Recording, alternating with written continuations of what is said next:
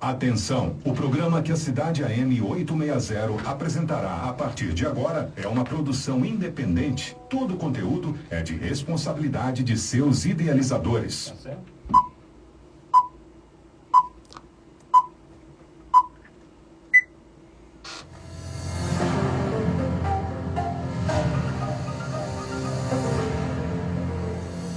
Agora na Cidade AM, saúde em dia, muito mais qualidade de vida no seu dia a dia.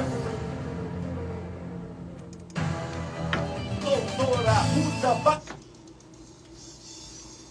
Bom dia a todos, sejam bem-vindos à Cadeia Cearense da Saúde, comando Grupo Cidade, Grupo Esperança de Comunicação. Grupo Cidade, Rádio Cidade AM 860, Grupo Esperança, Rádio Esperança 106.1. O programa é transmitido por essas duas emissoras e mais pelo Instagram da Associação Médica Cearense. Só acessar a Associação Médica Cearense e assiste o programa também ao vivo. O ouvinte pode participar por telefone, por WhatsApp. O WhatsApp do programa aqui é Fortaleza, aqui é 85999251122. Anote aí, 999251122. O programa tem a direção e apresentação deste amigo de vocês, Arruda Bastos, do Dr. Ricardo Pessoa, e é fruto de uma parceria entre a Associação Médica Cearense, AMC, e a Arruda Bastos Comunicação, ABC. Dr. Ricardo, tudo bem? Tudo bom, bom dia. Bom dia. Mais um domingo aqui. Mais forró ontem? Mais forró ontem. Inclusive, ontem foi a Copa Neste, né? Foi, o forró dos anestesistas, né? Uma festa muito bonita. Parabenizar o doutor Júlio Alexandre e o doutor Lucena, estavam lá na festa. E ouvimos muitos comentários de colegas anestesistas elogiando aqui o programa. Ótimo. O programa tem tido uma audiência crescente todos os domingos. Jorginho aqui, que é o nosso operador, está balançando a cabeça. É um dos programas de maior audiência do Grupo Cidade, do Grupo Esperança de Comunicação. No domingo, é o programa de maior audiência de todas as emissoras aqui do Ceará. É o nosso programa Saúde em Dia. Bom, você falou no Dr. Lucena, teve grande repercussão a entrevista dele na semana passada, como normalmente as entrevistas do nosso programa têm tido repercussão durante a semana toda. E o Dr. Luciano, em especial, todos os vídeos que nós postamos, tanto no meu Instagram, como no Instagram do Saúde em Dia, como da Associação Médica Cearense, tiveram grande divulgação, vários, inclusive, com mais de 5 mil visualizações. Bom, hoje no programa estamos aqui, toda produzida, a doutora Luciana Carlos. Doutora Luciana, ela é médica hematologista, diretora-geral do Hemócio, Luciana Maria de Barros Carlos. Bom dia. Bom dia, doutora Luciana, tudo bem? Tudo bem. Eu quero mandar um grande abraço para todos os confrades e confreiras da Academia Cearense de Medicina que estão escutando o programa. Já várias mensagens aqui. Camarada, confrade, estou assistindo o programa, a doutora Luciana tem muitos amigos na Academia Cearense de Medicina, como nas outras entidades, na Associação Médica Cearense, no Sindicato dos Médicos, na SEMES, na SOBRAMES, em todas, no Conselho Regional de Medicina. Então, a Luciana é uma colega que honra a profissão, tanto como profissional da área que ela atua, como gestora. A doutora Luciana tem um passado aqui importante na área de gestão do Hemócio, é a diretora-geral do Hemócio desde 2007. Isso. Aliás, eu já falei várias vezes que a assinatura que eu dei num papel mais importante quando eu era secretário foi exatamente a nomeação da doutora Luciana para o Hemócio. Certo? Tem muita coisa que eu assinei lá, com o Hospital Regional de Sobral, o Hospital Regional do Cariri, o Hospital Regional do Sertão Central, não sei quantas policlínicas, céus e tudo, mas foi a assinatura que eu dei na nomeação da doutora Luciana Carlos para o Hemócio. Tanto que eu saí, vários secretários já passaram, e a doutora Luciana continua fazendo esse belo trabalho. Ela vai falar um pouco aqui do Hemócio. Mas, doutor Ricardo, vamos daquela parte inicial, vamos conhecer um pouco mais. Nós conhecemos bem, mas para quem não conhece a doutora Luciana, vamos querer saber, doutora Luciana, onde foi que a senhora nasceu, onde é que a senhora estudou, por que a senhora fez medicina, e por que foi para essa área da hematologia e também se apaixonou pela gestão. Eu nasci em Campina Grande. Saúde em Dia, entrevista. Agora, eu nasci em Campina Grande, né, na Paraíba, em 65. Tá perdendo forró lá, né? Isso, estou perdendo o maior centro do mundo, mas estou programada para ir o ano que vem com uma amiga que é chilena, que mora em Santiago, e que deu saudade desse ano. Ela disse que ano que vem vai para lá e aí nós vamos juntos. Ok. E me formei lá, né? Eu nasci e estudei lá no Colégio das Damas, que é o equivalente ao Santa Cecília aqui, e me formei lá em Campina Grande na faculdade, que muitos cearenses também estudaram lá, né? Eu tenho vários amigos que depois fui reencontrando aqui no Ceará, porque era uma faculdade muito importante, né? De um polo lá para a região Nordeste. Mas já estudei na faculdade de Campina como UFPB, Campus 2. E hoje o UFCG, né? Porque Campina é tão enxerida que hoje tem um campus lá e a faculdade é UFCG. E sempre gostei de laboratório, né? Eu tinha uma tia que me influenciou muito, que era 11 anos mais velha do que eu e que era quase uma irmã mais velha, que eu não tenho irmãs. E essa tia era bioquímica. Então eu passava férias na casa dela e ia com ela fazer contagem de lâmina, desenhava giardia, desenhava ameba, essas coisas. E então a partir daí entrei mesmo na área da saúde, né, fiz medicina e como gostava de laboratório, dessa parte de hematologia, fui me aproximando, né, dessa área de hematologia. E aí a hemoterapia surgiu através do Dr. Armando. Porque a hematologia é uma... Um abração do Dr. Armando, está assistindo o programa. Meu confrade lá também da Academia Cearense de Medicina. O Armando merece todo o respeito. Eu vim para cá, eu fiz clínica médica em Recife, porque em algum momento eu quis fazer cardiologia, mas e aí fiz clínica médica ainda na expectativa de qual das especialidades de clínica que eu iria fazer. Mas vim para cá, primeiro porque meu marido é de Sobral, veio fazer residência aqui em psiquiatria. E eu vim por causa do curso de Dr. Murilo, do curso do EMOS. Então eu já vim por causa do EMOS, exatamente. Isso. Então quando a gente prospectou como a formação de hematologia na minha vida poderia ser feita, então podia ir para São Paulo, podia ficar lá em Recife, mas o curso aqui do EMOS, que era um curso que era um curso de especialização e a residência médica, foi o que realmente me trouxe.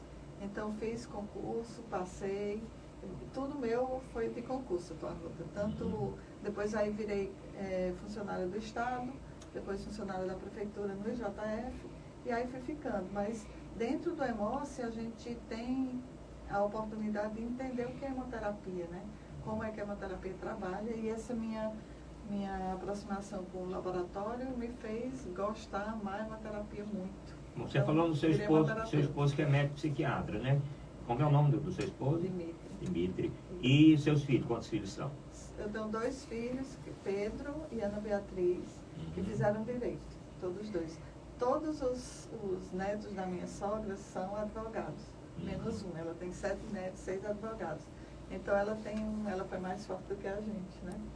Deixou o gene do direito nos meninos e a gente perdeu. O Dimitri é professor da faculdade? Não, ele é mental. Bom, estamos aqui com a doutora Luciana Carlos, ela é entrevistada de hoje no programa Saúde em Dia. Fernando vai já mandar. Fernando, eu não estou conseguindo ver no meu computador a transmissão não, tá? Mas está transmitindo, não está? Tá, né? Não sei por que não está. Olha, pode encaminhar também perguntas pelo Instagram da Associação Médica Cearense, que nós estamos aqui com o Fernando, que é o grande diretor, assessor, comunicador de marketing, nosso transmissor móvel, veio direto de Messejana, foi isso? Direto de Messejana no nosso programa, ainda carnavalesco, né? Olha aí, Ricardo, está ainda todo carnavalesco, né? Carnavalesco não, é São João. Ele foi noivo ontem, eu acho. Ele foi noivo no programa ontem, né? Então, Ricardo, vamos começar então, né? Luciana, primeiro é um prazer, né, ter você aqui no programa. Primeira coisa, a gente começa com definições, né, do assunto. Então, primeiro assim, definir o que é transfusão, né? Para que as pessoas possam entender, e assim, não só a transfusão, a gente imagina a bolsa de sangue concentrada de hemácias, né? Mas o que a gente doa e o que a gente pode receber, né? Exatamente, pronto. Então, assim, a hemoterapia é uma especialidade muito nova, né? Então, inclusive o dia 14 de junho foi escolhido pela OMS como o Dia Mundial do Doador Voluntário de Sangue por causa do aniversário do Karl Landsteiner, que foi o bioquímico, o cientista que descobriu e descreveu os grupos sanguíneos, o grupo sanguíneo APO, e depois o RH. Mas assim, então é uma especialidade muito nova que vem muito atrelada a algumas catástrofes e guerras, porque quando a gente sangra, a gente morre. E aí a possibilidade de evitar isso, né, ou substituir rapidamente as células que a gente está perdendo quando sangra, fez muita diferença, tanto na sobrevivência das pessoas politraumatizadas, nas grandes guerras, como também em cirurgias. Então a gente oportunizou, a partir do momento em que a gente conseguiu entender como fazer uma transfusão com menos risco, com mais segurança, porque ela nunca vai ser isenta de risco, a gente conseguiu avançar nos procedimentos cirúrgicos, os transplantes, a quimioterapia, quer dizer, é possível você destruir a medula de alguém. A medula, entendendo a medula como a fábrica do sangue, né? Se a gente pensar assim. E aí você consegue destruir essa medula e manter essa pessoa viva a partir de células que são transfundidas de pessoas normais, enquanto a medula do paciente volta ao normal. Então, a transfusão, na verdade, é uma terapia de apoio, né, para essas situações agudas, críticas, que mantém os pacientes vivos enquanto você está tratando corretamente o trauma, você está fazendo uma grande cirurgia, você está fazendo uma quimioterapia, ou mantém vivo aqueles pacientes que têm problemas na medula, né, os problemas hematológicos realmente. Mas a transfusão, ao longo do tempo, né, ela foi banalizada durante muito tempo, quer dizer, o sangue está ali, faz o sangue, e aí o paciente melhora, salva vidas, ok. E aí, depois que a gente começou a ver os problemas que estariam associados ou desencadeados pela transfusão, a gente começou a ver que as coisas precisam ser feitas com mais cuidado, né? É seguro, mas precisa ser feito com cuidado. Quando a gente não presta atenção, faz as coisas assim, aleatoriamente, isso pode trazer muito problema para os pacientes. E, fazendo uma analogia, assim, grosseira, a transfusão seria quase um transplante, entendendo que o sangue é um tecido vivo e que aí você tem um monte de antígeno, anticorpo, e você tem um monte de cuidado para transplantar um fígado, para transplantar um rim, para transplantar um coração. Na hora que você faz uma transfusão, você também está levando células de outras pessoas, antígenos de outras pessoas, para aquela pessoa que está recebendo a transfusão. Então, não passa batido, né? E às vezes a gente banaliza isso, minimiza esse risco. Bom, estamos no programa Saúde em Dia, agradecendo aqui a audiência pelo Instagram da Carol Madeira, Leila Abreu, Graça Nogueira, Érico Holanda, Scarlett O'Hara, O'Hara é daquele filme, o vento levou, né? Mas não é porque aqui foi, eu li como... E muitos outros aqui, Felipe TCE, entrou aqui. Felipe Costa. Hein? Costa. Como é? Costa. Felipe Costa. E tu tá pedindo a senha do Wi-Fi? Rapaz, aqui tudo é ao vivo, né? Rapaz, do meu celular, é isso? Eu vou passar para você.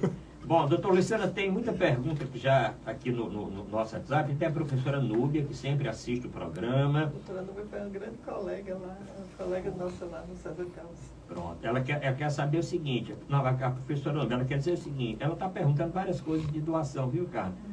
Ela pergunta, vamos começar a perguntar aqui alguma coisa dela? Ela está dizendo, quais os requisitos para ser doador de sangue, doutora Luciana? Como eu estava falando, a transfusão, quando você sangra, você adoece, sangrar demais. Então, na doação de sangue, a gente tem que proteger os doadores. Isso tem que ser feito com muito cuidado.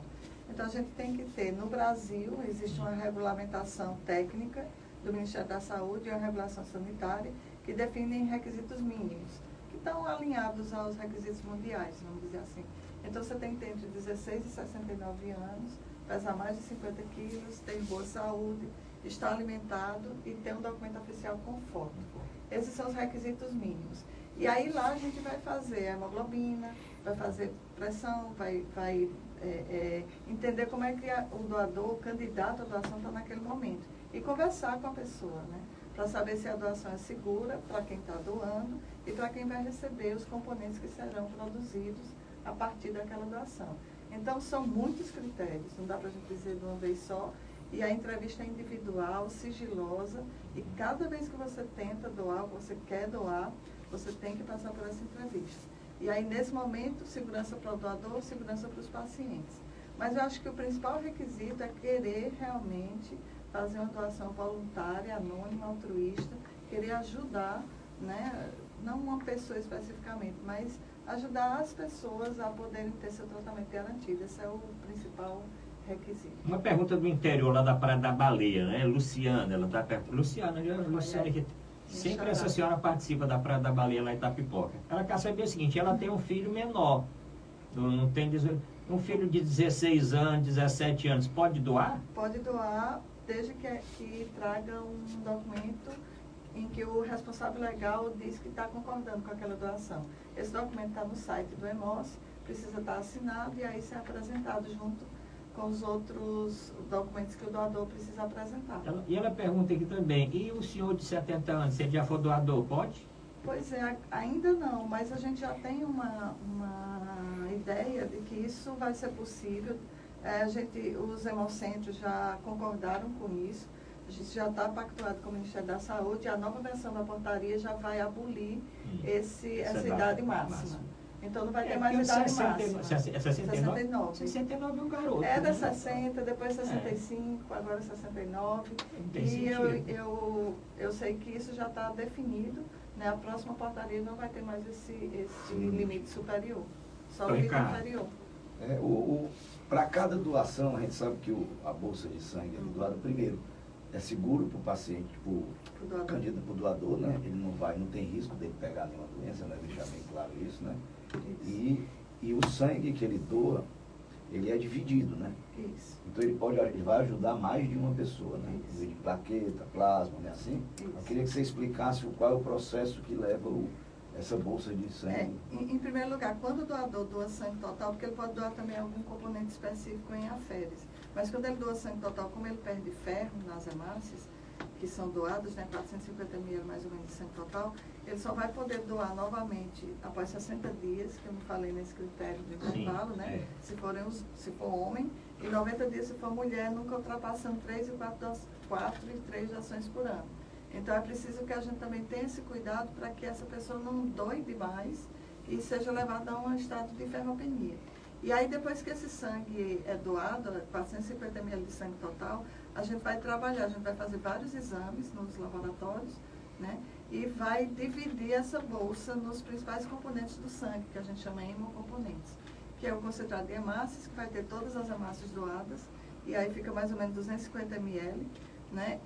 A plaqueta, que vai ser usada em pacientes que têm plaquetopenia e risco de sangramento, principalmente pacientes que estão fazendo tratamento por neoplasia, né? Por tratamento de quimioterapia, o plasma, que tem todas as proteínas de coagulação, e o crioprecipitado, que é uma proteína específica, que é o fibrinogênio, que é retirado do plasma e é usado principalmente em pessoas com grandes hemorragias. Então, uma doação de sangue total pode significar até 4 transfusões, ou até mais, porque se a gente precisar usar em pediatria, essas bolsas elas podem ser alicotadas, ou seja, divididas. E aí você esse sangue pode ser usado em mais pacientes ainda. Aproveitando em quanto tempo o doador recupera as hemácias? O volume que é doado, em 12 horas a gente já recuperou, né? Então existe uma orientação para que o doador beba muito líquido, né? Tome muita água, tanto antes da doação como depois. E as células, 7 dias no máximo, você já está com tudo reposto. Mas o que é mais importante é que aquela quantidade de células que você perdeu não prejudica você. Então a gente tem uma quantidade de células muito maior do que o que a gente precisa, uma quantidade de proteínas muito maior do que o que a gente precisa para funcionar normalmente. E aí aquela quantidade de sangue que é doado não prejudica o doador, nem no momento da doação, e isso é recuperado com muita facilidade.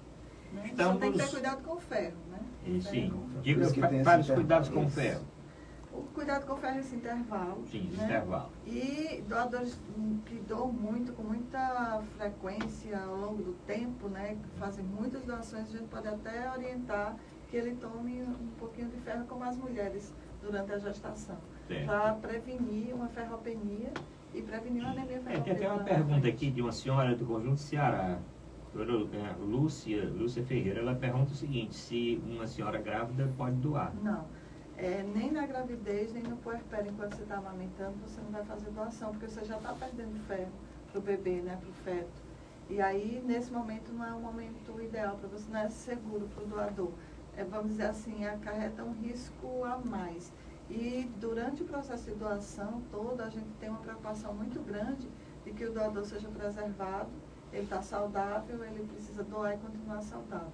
E o Ricardo sabe disso melhor do que eu, né? Porque ele trabalhou lá com a gente. Fui estagiário lá. Pois é, olha aí. Triagem de doador, Estagiário, sangue, então tem o crachazinho de estagiário. Exatamente. Por isso que o doutor Ricardo conseguiu todo esse sucesso aqui, né? Todo mundo que passa como no profissional, Hemócio. todo mundo que passa no Hemócio tem esse sucesso. E aí eu mando meu abraço aqui ao doutor Armando, né? Que na época ele era o diretor-geral, tu eras... Eu era diretora técnica.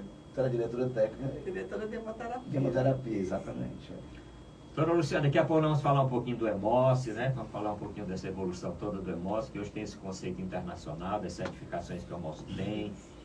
Vamos falar também de transplante de medula. Como é que faz transplante? Ainda agora está tendo o Congresso Internacional, o Congresso da Sociedade Internacional de Transfusão Sanguínea. E a gente foi citado numa palestra lá, quando falaram de sangue raro. Porque o ano passado, o Hemócio foi responsável por 50% do sangue raro transfundido no Brasil. E aí isso foi citado lá no Congresso. Então é uma coisa muito boa, né? A gente saber que o trabalho está sendo reconhecido a ponto de ser citado no Congresso Internacional. Bom, vamos falar um pouquinho mais do Hemócio, doutora Luciana. Vamos dizer o que é o Hemócio, como é que está a situação do Hemócio hoje, o que é que a senhora pode falar dessa evolução toda do Hemócio nos últimos anos? O Hemócio tem 40 anos, né? Uma instituição que tem 40 anos de funcionamento, embora tenha 45 anos, um pouquinho mais de inaugurado. E ele foi o segundo hemocentro do país, então ele foi construído e foi pensado na lógica que aconteceu na década de 60, 70 no país, que era de organizar uma estrutura que fosse capaz de dar apoio a esse processo de doação e transfusão, que fosse uma estrutura pública, que fosse uma estrutura não vinculada a interesses econômicos, né, e que fosse também, respeitasse também as orientações da Organização Mundial da Saúde com relação à doação voluntária e altruísta. Porque nessa época no Brasil ainda tinha doador remunerado. Sim. Pessoas vendiam sangue, né? Inclusive Chico Buarque tem uma música que fala sobre isso. E aí eram pessoas que não tinham segurança sanitária, não eram saudáveis, não tinham emprego. Eram as pessoas que doavam sangue, entre aspas. E aí o Brasil fez todo um investimento, né, na construção desses hemocentros, e o Ceará, como sempre, saiu na frente, né? Pernambuco foi o primeiro e o Ceará foi o segundo serviço. E aí o objetivo era atender a todo mundo.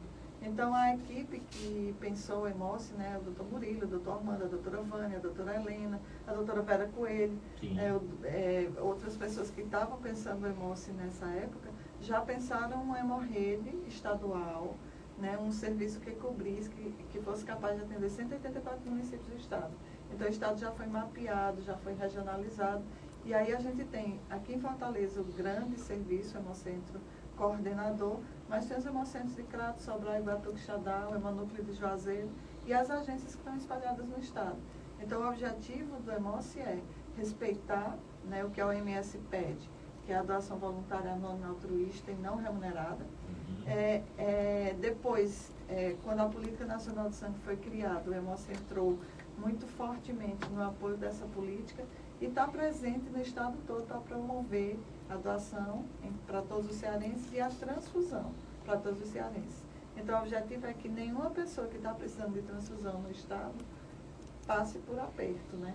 Então, a gente está lá recebendo as doações para que essas transfusões possam ser feitas na hora certa. E essas certificações que o Hemócio tem também de alguns anos para cá? Cite aí algumas delas. Eu sei que Sim. são muitas, não vai dar tempo, então para uma termina e você não conclui. Mas em 2012 a gente conseguiu a primeira certificação pela ISO 9001. De 2012 eu era secretário, viu, doutor? Isso, Em 2012, o Hemocentro de Fortaleza. E o Hemocentro de Fortaleza foi certificado pela ISO 9001 e aí depois em 2015 toda a rede. Então todos os hemocentros são certificados. A gente agora tem acreditação pela Associação Americana de Bancos de Sangue aqui em Fortaleza, que é uma coisa que também a gente vai levar para o restante da hemorrede. E o ano passado a gente se tornou a primeira rede estadual completamente qualificada para mandar plasma para Hemobras. Então são 3, vamos dizer assim, reconhecimentos de qualidade, né? Isso quer dizer o quê? Que a gente obedece a normas e regras internacionais de qualidade, de eficácia e de eficiência. E as pessoas que não entendem muito bem isso, talvez não saibam como é que acontece o processo, mas a gente se adequa a essas normas e todo ano a gente passa por uma auditoria, né? A ISO a cada 3 anos, a ABB a cada 2 anos, então a gente vai passando por auditoria. Eles vêm ver se a gente continua fazendo direito. E aí a certificação se mantém. Então agora em agosto a gente vai receber a auditoria da ISO, né, para a renovação, e a auditoria da ABB também para renovação. E até o final do ano a Hemobras vai vir de novo. Só emendando que eu estou fazendo aqui uma gravação, Ricardo, e falei do transplante de medula óssea e do banco de sangue cordão umbilical, que eu tive o prazer como presidente da República na época, com a sua presença, de inaugurar um momento muito importante para o Hemócio em 2012. A gente, em 2008, a gente começou a fazer o transplante de medula aqui no estado. O estado não fazia transplante de medula óssea, a gente mandava todos os nossos pacientes para fora, né, para o Sudeste especificamente. E em 2008 a gente conseguiu montar a estrutura de coleta, criopreservação, ou seja, preservação das células que são usadas no transplante, para poder fazer o transplante. Então, não é o Hemócio que faz o transplante, mas o Hemócio faz todo o preparo dessas células. Ele coleta, prepara as células, armazena e disponibiliza a célula para quem vai ser transplantado. Então, o grande serviço ainda no estado é o Hospital Universitário Walter Cantide, né? Lá com o Dr. Fernando Barroso, que é um grande colaborador. Para o nosso querido amigo Dr. Fernando E Barroso. coordena também, tecnicamente, a nossa unidade. E hoje a gente atende 5 equipes aqui em Fortaleza. Então, não é só o Hospital Universitário, não ficou restrito somente ao Hospital Universitário. E depois a organização da gente conseguiu, vamos dizer assim, ficar tão interessante e boa, vamos dizer assim, e a gente tem uma capacidade de instalada muito boa. E o Redome, que é a rede de doadores nacional, começou também a pedir para a gente coletar e criopreservar, ou para a gente coletar e preparar células para transplantar em outros estados. Então, a gente já mandou células para outros estados e doadores de outros estados que vieram doar aqui, e já mandou também para 11 países. Então, é um doador que vem doar, fazer a doação aqui, a gente prepara essa célula e manda para onde o paciente está, outro estado do país ou outro país do mundo. Então, a gente já mandou células para a Clínica Maio. Quem é médico sabe que a Clínica Maio é referência no mundo. Isso quer dizer que, quando eles recebem a célula de um centro coletador, eles olham que centro coletador é esse. Não é todo mundo que pode coletar, porque a gente tem que estar obedecendo também os requisitos de qualidade de quem vai receber. Então, isso faz com que a gente entenda que nós estamos ok, tanto de acordo com a legislação brasileira, como também atendendo a requisitos internacionais. Então, a gente já mandou para a Alemanha, para a Inglaterra, para a Itália, para a Turquia, para a Argentina, para a República Tcheca. Então, são células que são coletadas aqui e que são levadas, né, para pacientes que estão em outros países. Mandar um grande abraço então para o Dr. Fernando Barroso, que provavelmente está assistindo, está escutando o programa. Eu mandei o link. Se não assistir, daqui a pouco ele vai assistir, porque quem não assistiu o programa desde o começo vai estar totalmente gravado e postado no Instagram da Associação Médica Cearense, no Instagram do Saúde em Dia, no Instagram do Arruda Bastos, no do Ricardo Pessoa e do Fernando Araújo, muito mais. Mandar um abraço aqui à doutora Marcília Cordeiro, que está assistindo aqui o programa, um grande abraço para ela. Mas o Fernando Araújo, que está assistindo também, a Valdiene Fernandes, a Cláudia. A Valdiene é a diretora da Hemocentro Quixadá, um grande abraço. Assim. Eu botei no grupo aqui, né, também. Bom, então tem muita gente assistindo, daqui a pouco... Tem muita gente para mandar abraço, né? Vamos mandar abraço. Eu vou mandar aproveitar aqui e mandar Tem mais um abraço. WhatsApp, viu? Tem mais um WhatsApp. Eu vou mandar um abraço aqui pro pessoal do Beach Place, que é um condomínio de praia, que eu tenho um apartamento na prainha, e que todo domingo eu mando sempre as entrevistas do Dr. Arruda, e tem uma repercussão muito boa. Inclusive, todos pedem para a gente mandar. Então, mandar um abraço aqui a todos os meus vizinhos lá do Beach Place, que têm acompanhado também, e elogiado o programa.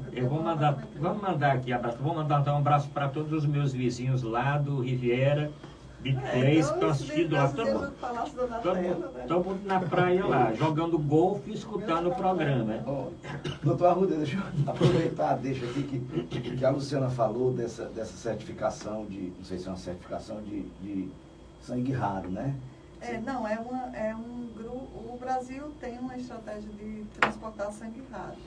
Então, assim, a gente, quando tem um paciente precisando de sangue raro, quem tem esse doador. Então, o Ministério da Saúde localiza o doador e quem tem o doador vai lá, coleta a célula e manda para o paciente. Aí, pegando essa deixa, eu queria que você explicasse um pouco assim, a tipagem sanguínea, os tipos sanguíneos, né, A, B, O, os mais frequentes, quais são os menos frequentes e o que seria o sangue raro, né? Se obedece só ao tipo sanguíneo. Isso. É porque hoje a gente tem 47 sistemas de grupos sanguíneos já conhecidos e definidos pela Sociedade Internacional de Transfusão Sanguínea, que é a SBT. Então, assim, quando a gente diz A positivo ou O positivo, a gente só está falando de 2 sistemas e está falando só de um antígeno do sistema RH, que é o D, que diz que é positivo ou negativo. Então, a gente diz muito pouco. É como se você dissesse assim, é uma pessoa, é um ser humano pardo, ser humano negro, ser humano branco. Está dizendo muito pouco. Você não dá para você saber quem é aquela pessoa só com essa informação. Então, são 47 sistemas de grupos sanguíneos, são mais de 300 antígenos, para cada antígeno tem um anticorpo correspondente.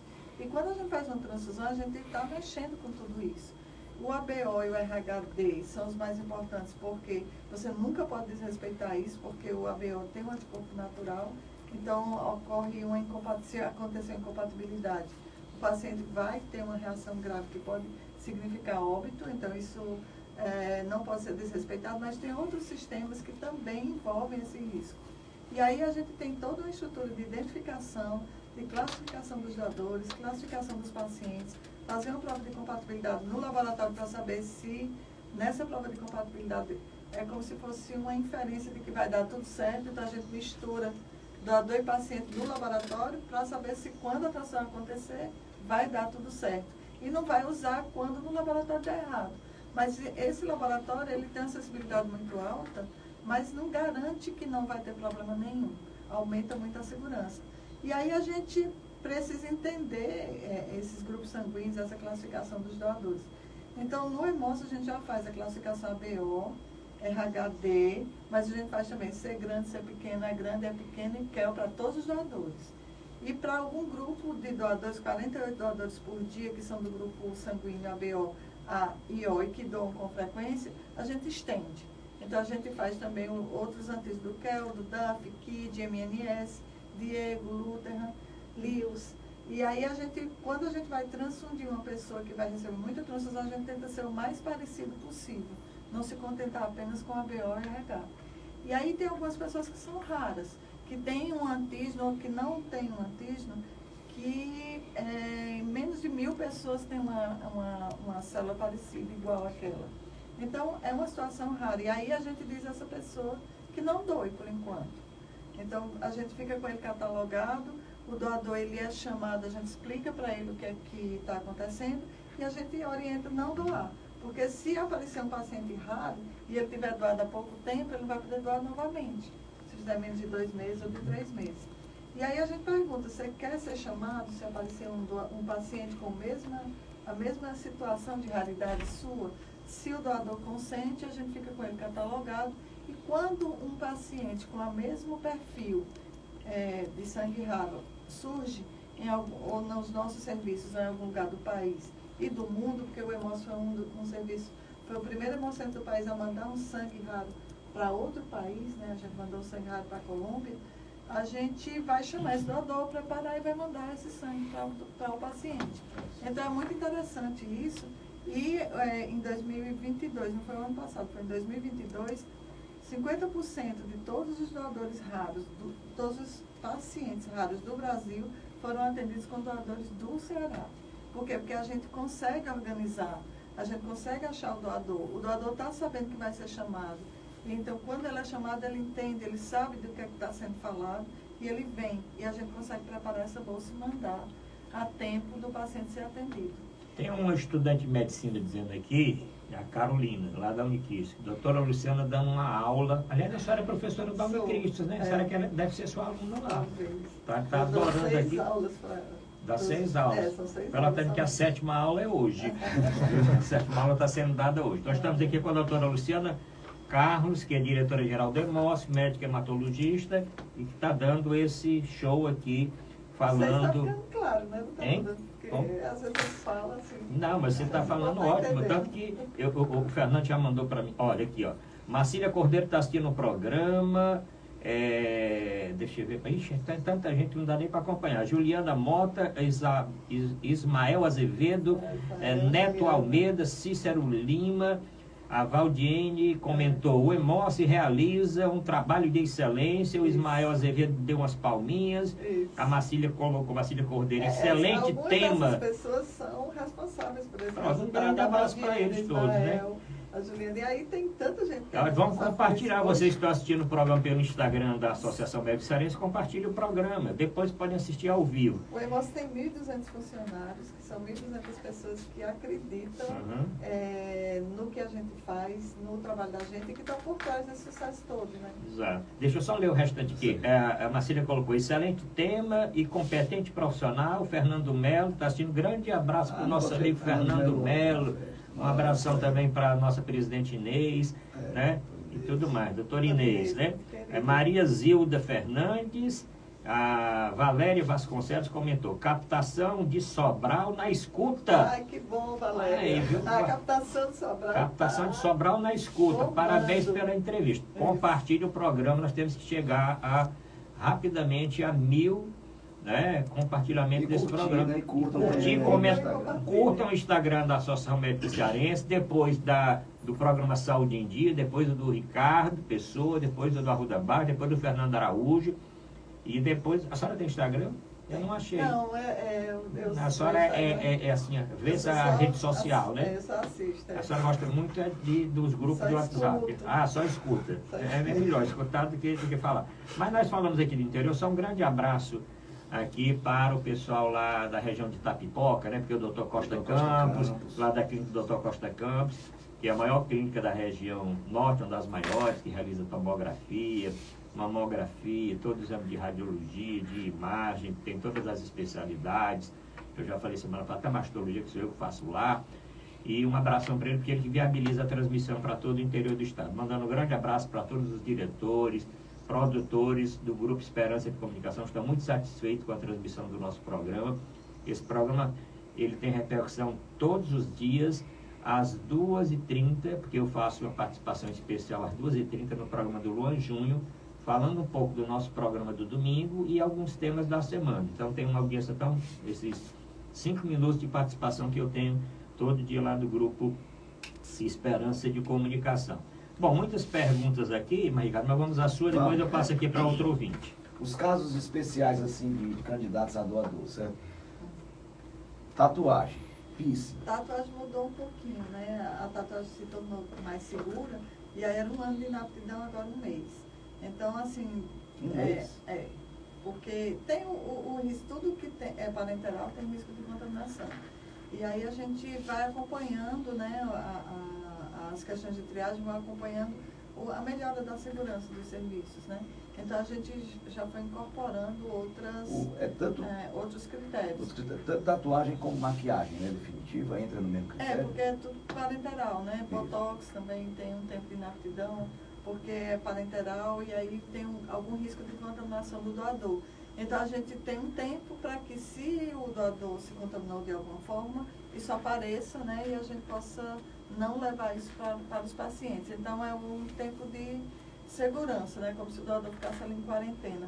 Não só para tatuagem, piercing, botox, essas coisas, mas qualquer situação de cirurgia, algum procedimento, né, parenteral. Na cirurgia, além porque você perde sangue, né, então perde ferro. Então, e também tem a causa da cirurgia. Por que você fez cirurgia? Você estava doente? E aí a gente tem que analisar tudo isso, né? Que remédio você está tomando? Que doença levou você a fazer a cirurgia? Qual foi a condição que levou você a fazer a cirurgia? Então, isso tudo tem que ser analisado. E na triagem a gente pensa segurança para o doador, segurança para os pacientes. E isso por isso que o voluntariado é tão importante, porque quando você vai doar para ganhar alguma coisa em troca, você pode omitir informações. Fez cirurgia? Não. Viajou para alguma área endêmica de malária? Não. Usou algum remédio? Não. E não dá para a gente observar objetivamente. Se você quer ganhar alguma coisa em troca, isso pode trazer um viés muito importante e a segurança do doador e do paciente ficam comprometidos.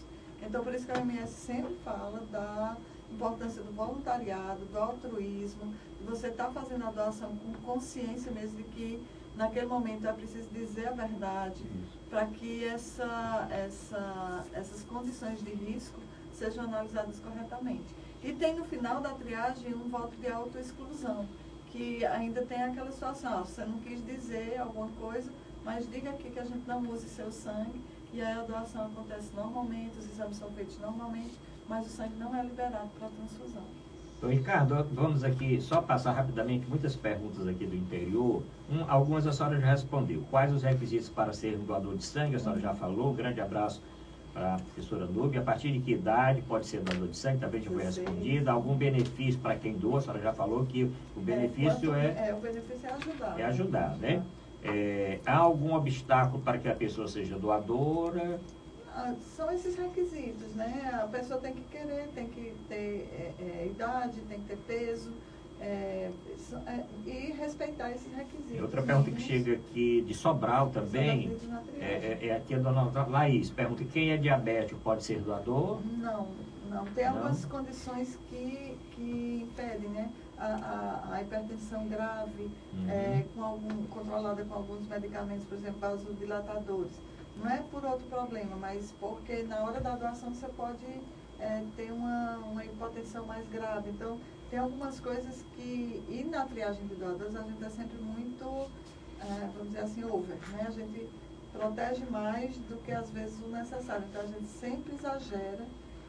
Então, na dúvida, a gente não vai deixar a pessoa doar. Uma pergunta que quis dar aqui, dona Francisca: quem tem câncer pode doar sangue? Não, é uma causa de inaptidão definitiva. Mesmo quando há uma tratado, é uma causa de inaptidão. Outra pergunta vindo aqui de Tururu, que é lá da Zona Norte. Dona Maria da Salete. Quando as pessoas precisam receber sangue? Praticamente hoje a transfusão está ficando em situações em que você tem que ter uma intervenção muito rápida. O trauma, a hemorragia grave, e aí o trauma entra esses pacientes que estão nas grandes emergências, nem todos precisam, mas aqueles que têm hemorragia grave precisam receber sangue imediatamente. Então tem um estudo que mostra que quando você tem uma hemorragia mais grave, cada minuto de demora para iniciar a transfusão compromete a sobrevida.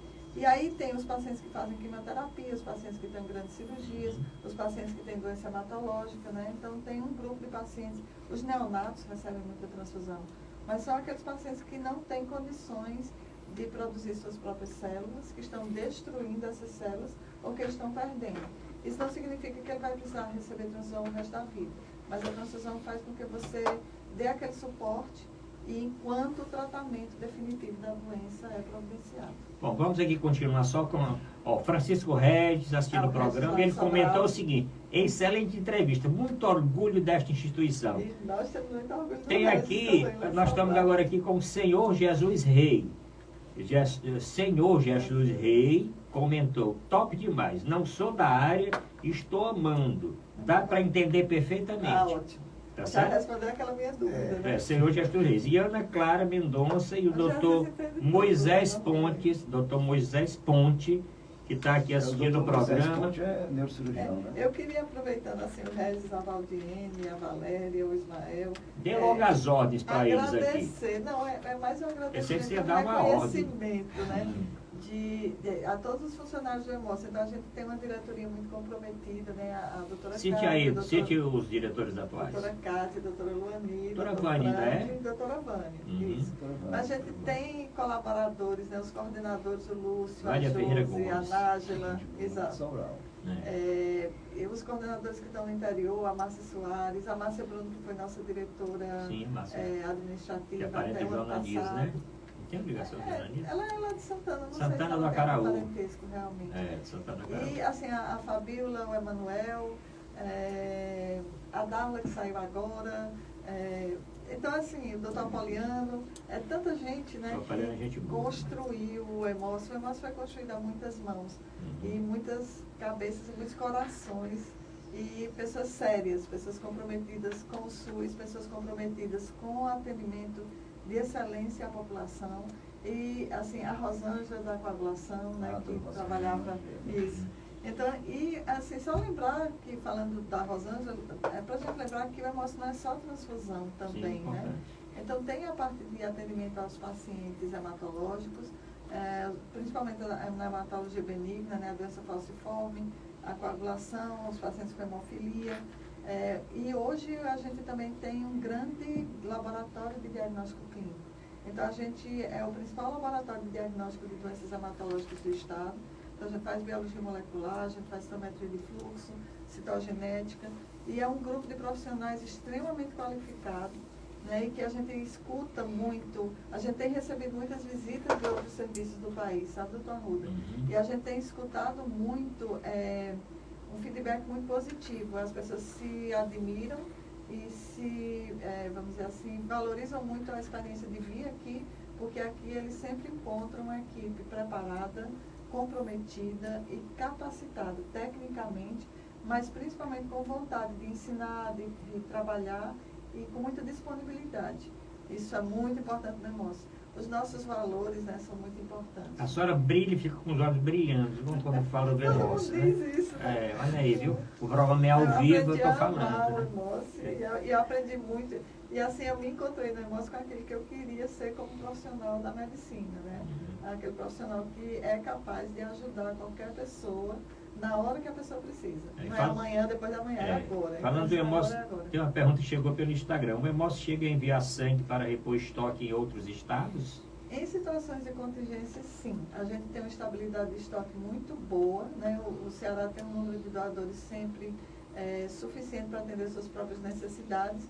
E quando outras instituições estão com problemas e entram numa situação de contingência, o Ministério da Saúde pode acionar a gente, e a gente já fez isso, sim.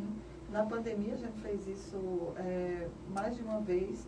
Então, assim, o Hemócio está sendo visto como uma instituição que é capaz de garantir o seu próprio atendimento, suas próprias responsabilidades e ajudar, né, outras instituições do país também. Mandar um abraço aqui para médicos que estão assistindo o programa, que estão comentando aqui, não fizeram pergunta, mas o doutor Eladio Feitosa, um grande abraço para o doutor Eladio Feitosa, está assistindo aqui o programa, doutor Luiz Moura assistindo o programa, doutor Paulo Marcos assistindo o programa, doutor Vladimir Távora assistindo o programa, deixa eu ver mais, doutor Lineu Jucá, um grande abraço para o nosso colaborador, doutor Lineu Jucá. Cirurgiões, né, interessados, porque sem o Hemócio, os cirurgiões não conseguiriam fazer as maravilhas que eles fazem, né? Nem tão longe como eles vão na cirurgia de tirar o fígado, trocar um coração. Então, assim. E um abração também para o doutor Janedson, que está aqui também assistindo o programa. Só cirurgião, acho que anestesista, cirurgião. Anestesista, cirurgião. Estou errado. Ô, Luciana, a gente sabe o cuidado, como você está falando aí, que o Hemócio tem com relação às bolsas de sangue? Deixa eu anotar um negócio aqui para não esquecer. Qual é o percentual de bolsas que depois que são doadas não podem ser utilizadas devido a essa segurança? Eu sou de um tempo que a gente tem 15% de inaptidão, hoje 1,3%. Por quê? Porque a gente tem um laboratório excelente, um laboratório que não erra praticamente. Obviamente que a possibilidade de erro existe, mas é um laboratório que não tem mais aquele número de falso positivo que a gente tinha, não tem falso negativo, então é um laboratório que é muito assertivo, tanto é que é certificado e qualificado, e que tem e aí eu queria falar no Lúcio, na Elaine, na Richelha, no Newton, a gente faz, o nosso laboratório de biologia molecular atende não só o Ceará, mas o Piauí e o Maranhão também, dentro de um programa do Ministério da Saúde que regionalizou alguns exames de doadores. E a gente tem doadores voluntários, espontâneos, que são comprometidos, que entendem a segurança da doação. Então, a gente já tem um grupo de doadores, vamos dizer assim, não vou falar selecionado, mas que tem uma baixa incidência de doenças. Então, a nossa doação é muito segura. Então, 1,3% só do sangue que é doado no Hemócio não pode ser usado por alguma situação médica desses doadores, né? Hepatite B, hepatite C, principalmente, né? HTLV, Chagas, sífilis e algumas outras condições. E aí esses doadores, eles são chamados, a gente faz uma nova coleta, esclarece e encaminha para acompanhamento. Pois Mas é. é muito baixo. Porque eu me lembro quando eu era estudante, Isso era bem mais do que eu isso. doei muitas vezes, né? E uma das vezes que eu doei, deu Chagas positivo, né? Isso. Que era um falso E positivo. às vezes é falso positivo, mas a gente não pode ter a pessoa continuar doando, porque toda vida vai ter que descartar. Então, o falso positivo, infelizmente, é um doador que é saudável, mas que a gente perde. E aí, por isso que a gente trabalhou tanto na diminuição disso, né? Usando tecnologias e reagentes e métodos mais seguros do ponto de vista de triagem laboratorial. E existiam muitas campanhas de captação de doadores, né? Na época, inclusive, eu fui algumas vezes para o interior, né? Isso. Naquele, A gente ainda faz. no Mocegão, né? Que chamava, né? Isso. Assim, Hoje a gente tem dois vocês ainda- equipamentos, né? tem Tem dois o caminhões. ônibus e um... Dois ônibus, né? Tem um ônibus e um caminhão. Tem uma pergunta aqui, cara, exatamente a respeito disso. Como, uma pergunta aqui do interior, da cidade de Uruburetama. Eu gostaria de ser doador. Eu preciso ir a Fortaleza ou Não. posso doar a Itapipoca ou alguma cidade? A gente vai aos praticamente todos os municípios. Então, qualquer município que quiser uma campanha de hemocentro, entre em contato com o seu hemocentro, né? Cada município tem um hemocentro de referência, são 5 regiões. E aí combina isso com a Valéria, por exemplo, lá em Sobral, com a Náusea aqui em Fortaleza. Combina isso e organiza essa campanha, de forma que todo cearense pode, se quiser ajudar, em algum momento do ano, fazer essa doação. Não precisa vir a Fortaleza de jeito nenhum. Você pode esperar que a gente vai aonde você está. E os que estão aqui em Fortaleza? É Hemócio perto de você. Hemócio perto de você. E os que estão aqui em Fortaleza, onde é que eles podem procurar? Bom, aqui na Avenida José Baixo, né, 3390, ali perto da universidade, do Hospital Universitário, a gente funciona de segunda a sábado, de segunda a domingo. Segunda a domingo, A doutora. gente está aberto também hoje, agora, no domingo também. E no posto da Praça das Flores, aqui na praça, aqui próximo ao Hospital do Exército. Aí tem um posto lá. Tem um posto lá. Muito bonito. É todo dia. todo dia. E onde é lá? É na É praça? no meio no da meio da praça. praça, no meio É no da meio da praça, um praça. daqueles Ontem quiosques. eu estive lá fazendo caminhada com a minha e esposa a e gente encontrei tá com lá, o Sebastião Diógenes, que é o A gente doutor tem duas Sebastião Diógenes, cadeiras de coleta com a lá. esposa dele lá. E a aí gente passa tem ao redor do 25 Hemócio. doações por dia. A última vez que eu doei, eu fui pro centro. No Lá JF. Não, na Praça do Ferreira. Ah, na Praça do onde estava Ferreira. lá. Pois é, a gente vai vezes pontualmente em alguns locais da cidade, né, no centro, universidades, algumas outras instituições. Então, 50% mais ou menos, 44% a 50% das doações que acontecem no estado são feitas fora dos hemocentros, nessas campanhas. Então, essas campanhas são muito importantes. E existe Ontem, eu vou dizer onde era que a gente estava ontem. Peraí, que eu vou Enquanto a deixar. senhora procura aí ver onde estava Os meus ontem, grupos. eu vou falar aqui assistindo o programa. IASRD.RD. Quem é, Fernando? Recusa IAS. definitiva. Eu entrei, Hein? RD é recusa definitiva? Sei, eu entrei no isso aqui perfil, aí é um não tem código nome. secreto. Não tem Deve ser nome. seu, né? Bom, mas lembrando também o seguinte, olha, quem entrou agora no programa, está aqui muitas perguntas. Como é que eu assisto o programa todo? Como é que eu assisto o programa todo? Não tem dificuldade. Daqui a pouquinho, 10 horas, o programa vai ser baixado e transmitido novamente, gravado no Instagram da Associação Médica Cearense. Então você vai curtir, comentar, compartilhar. Vai também estar gravado no Instagram do programa Saúde em Dia. O programa Saúde em Dia O tem Ricardo está me todas... dando um negócio aqui que eu não estou conseguindo nem ler. É porque ele Letra escreve de aquelas médico. letras Pois é, lá, bora lá, Ricardo. da pré-história, algumas coisas desse tipo assim, certo? Ah. Bom, e também no meu Instagram, no Instagram do Dr. Ricardo Pessoa, do Fernando Araújo. Agora não adianta só assistir, assistam, comentem, curtem, porque isso aí vai ajudando o algoritmo, né? Algoritmo. E vai transmitindo cada vez mais, né? Doutor Arruda, aproveitando esse onde vai, se a pessoa, por exemplo, tiver algum empresário Sim, que queira solicitar, a gente- isso pode acontecer? Pode acontecer. Uma empresa A gente- privada pode isso, convidar um pode. negócio para ir para sua Inclusive empresa? tem uma empresa, não sei se posso fazer. Pode.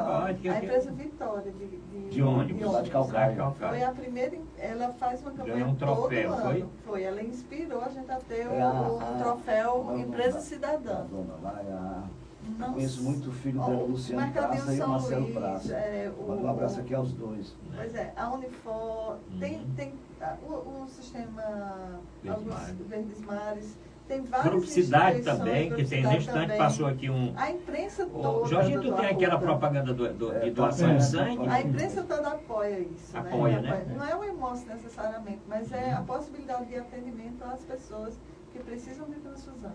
Então a gente precisa dessa reverberação dessa mensagem. E tudo isso é doado pelas instituições. Então, quando a gente vai em algum lugar, quando o artista vai no Hemócio, eu queria dar um abraço grande para o Valdones, que é um grande padrinho do Hemócio. Né? Mas, assim, os artistas vão sem receber cachê. Os jogadores de futebol, times, torcidas organizadas. Então, assim, todo mundo que está no Hemócio, circo, vai para lá. Todo mundo que está no Hemócio é sem receber cachê. E é doando também, não só o sangue, mas o tempo, o talento, a visibilidade. E a imprensa do Ceará apoia o Hemócio muito fortemente. Então, essas propagandas que aparecem na mídia, nos jornais, a mídia free, como o pessoal da imprensa chama, é sempre de uma forma voluntária. Né? Então, o apoio é muito grande. Aliás, um abraço para o Valdones, que hoje ele vai saltar de avião, de helicóptero. Ele vai saltar de avião, né? Ele queria me levar uma vez, eu estava sem acreditar. Não invente isso não, que a doutora Juliana é um patrimônio da saúde do Ceará, ela não pode arriscar saltar de avião aí, de paraquedas não. Mas hoje no São João de Fortaleza, lá no Aterrinho da Praia, às 19h30 ele vai saltar do seu avião para o palco, onde ele vai fazer o show hoje à noite, no Aterrinho da Praia de Iracema. Ele já com a nossa bandeira, dois sangue, dois vidas, lá na beira-mar. Então, é um grande... Hoje ele vai saltar novamente lá. Agora um abraço aqui para o Rafael Bezerra e para a Jussara Osana, que também está comentando aqui no Instagram. Lembrando que vocês que estão entrando agora, daqui a pouquinho, bebam aguinha, o programa vai estar todo completo no Instagram da Associação Médica Cearense. Agora, curtam, comentem, compartilhem. Também no Instagram do Saúde em Dia, da MC. Do Saúde em Dia, né? Do Saúde em Dia. Ô, doutor Arruda, só aqui para não esquecer, é que a Luciana escreveu aqui uma sigla PBM. Aí deve ser o Patient Blood Management. Ixi, não posso esquecer de falar isso aqui. Sabe por que eu posso esquecer? Eu vou gravar isso aqui, repita aqui. Patient Blood Management. Não, repita, começou agora, vá. Patient Blood Management. O que é isso? Que é manejo do sangue do paciente, o manuseio do sangue, gerenciamento do sangue do paciente. É uma estratégia que a OMS está chamando a atenção que a gente precisa fazer, chamando inclusive os Ministérios de Saúde, as Secretarias Estaduais de Saúde, a fazer isso. É um jeito da gente tratar os pacientes, evitando transfusões futuras. E aí o Ceará é o primeiro estado do país a ter uma portaria estadual com um programa de Patient Blood Management. E a gente foi, por exemplo, essa semana a gente foi em Minas Gerais mostrar a nossa experiência. A gente já está há 7 anos fazendo isso, a gente já tem resultados e fomos o primeiro estado do país a entrar nessa forma diferente de tratar, né, o paciente. Então, o paciente cirúrgico, o que é que a gente pode fazer para que ele sangre menos? E aí, sangrando menos, ele precisa de menos transfusão. O paciente que tem anemia, o que é que a gente pode fazer para tratar a anemia corretamente? E fazendo isso, a gente evita a transfusão no futuro. A gente melhora a qualidade de vida, a gente diminui o tempo de internamento hospitalar, a gente diminui complicação por causa da transfusão. Então, é uma forma atual, moderna, de encarar o sangue do paciente como um patrimônio do paciente e evitar que a transfusão seja até necessária no futuro. E aí o Ceará despontou no país, né, como o primeiro estado a fazer, a ter essas ações. E aí a gente tem a máquina de recuperação de sangue dentro das cirurgias. Sim. Então, o doutor Wigens, o doutor Juan, os grandes transplantadores. Um abraço aqui para o doutor Wigens, lá do transplante hepático. Do estado, a doutora Ivelise, o doutor Davi, que é anestesista do transplante. Sim. Eles são acostumados a você ter, na hora do transplante, ao invés de jogar o sangue que o paciente está perdendo fora, recuperar esse sangue através de um equipamento e transfundir as próprias hemácias do paciente. Então, isso faz com que a gente precise expor menos e dar melhor resultado para esses pacientes. Então, isso é um jeito da gente fazer que tem sido muito valorizado no mundo, né? Uma orientação da Organização Mundial da Saúde.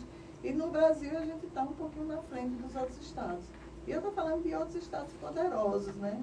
Então, a gente tem sido usado como exemplo e tem conversado com algumas inclusive o Ministério Público e algumas instituições de saúde de Rio, de Bahia, Minas, Pará, Brasília, né?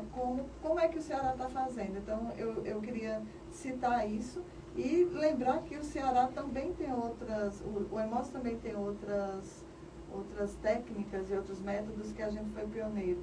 Inclusive, em 97, a gente foi o primeiro serviço da América a instituir o Baficote, que é a plaqueta de Baficote, a plaqueta sem leucócitos. Então, assim, o EMOS tem algumas coisas muito interessantes que faz com que a gente melhore não apenas a atenção aos nossos pacientes, mas também inspira outros serviços, né? Puxa para cima os outros hemocentros e os outros serviços de hemoterapia.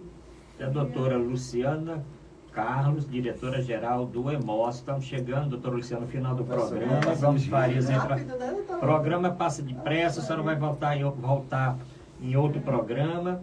E quero agradecer aqui as pessoas que mandaram comentário, perguntas, mas infelizmente no programa de hoje não vai dar para responder. Celular, né, que a gente tem que falar tem aqui sobre o Testemunho de Jeová. Pois é, o PBM, o Testemunho de Jeová, se beneficia muito disso. Pronto, então a senhora já responde esse nosso ouvinte, como é que é feito? A gente estimula a medula do paciente para ele ir para a cirurgia sem anemia e depois a gente leva o equipamento para que as células não sejam perdidas, sejam reaproveitadas. E aí o paciente faz a cirurgia, às vezes grandes cirurgias, sem nenhuma transfusão. Funciona mais ou menos assim. Mas para o paciente que não quer ser transfundido, nem funciona desse jeito, porque a gente tem uma coisa inline, então o sangue não sai do corpo, e aí é uma coisa um pouquinho diferente, mas que permite que aquela célula que ia ser jogada fora não seja desperdiçada e seja reaproveitada pelo paciente. É uma coisa muito interessante. Então, Ricardo, chegamos ao final do programa. Gomes Farias já está super satisfeito, que o time ganhou ontem, né? Não deu tempo de falar 4-2, não deu tempo, mas a senhora vai voltar em outras oportunidades. Sei que a senhora está enfrentando muitas atribuições, muitas coisas nesse momento atual, muita coisa que a senhora está fazendo, mas nós vamos programar. Na próxima semana é o Sérgio, né? Não, na próxima semana é o Bonfim. Prevenção de câncer de cabeça e pescoço. Prevenção de câncer de cabeça e pescoço. Ela é presidente da Sociedade de Cirurgia de Cabeça e Pescoço. Então, Ricardo, vamos muito bom agradecer a doutora Luciana e a grande audiência do programa, o Ricardo, Jorge Fernandes, todos os grupos Cidade, Grupo Esperança, vários já colocaram aqui. Sim, diga lá. Cada cearense tem que se orgulhar muito daquilo que conseguiu construir através do EMOS, sabe? O EMOS é uma instituição muito respeitada, muito valorizada e que tem ensinado muito ao Brasil e a outros países da América Latina. Eu tive a oportunidade de estar num evento da OPAS, da Organização Pan-Americana, no Ministério de Saúde do Peru, agora, semana passada, falando da captação de doadores. Então, o EMOS tem sido visualizado, a gente tem que se orgulhar daquele orgulho que não vai para o inferno. Exato. Orgulho bom. Esse aqui é bom. Bom, só saudar aqui Marlan, Luiz e Matos, Valdiane Fernandes que comentou, Eduarda Lima, Cris Tereza e Marli, mas não dá tempo mais para nada, Ricardo. Vamos agora voltar no próximo domingo com mais um Saúde em Dia, agradecendo aqui a preferência disso. Pode, claro, parabéns, só lá. Francisco está completando. Mas tem até uma músicazinha que o Jorge Fernandes vai colocar. Vamos lá, se ele está assistindo o programa, escutando ele mora em Vitória, no Espírito Santo, mas eu mandei o link, ele deve estar assistindo. Ele deve estar assistindo, se o Jorginho encontrar ali. Hoje é dia de parabéns, isso. Pronto, muito bom. Então, como é o nome do irmão? Francisco. Seu Francisco, lá em Vitória do Espírito Santo. Grande abraço, parabéns. Voltamos na próxima semana com mais um Saúde em Dia. Um abraço, nós que agradecemos, doutora Luciana.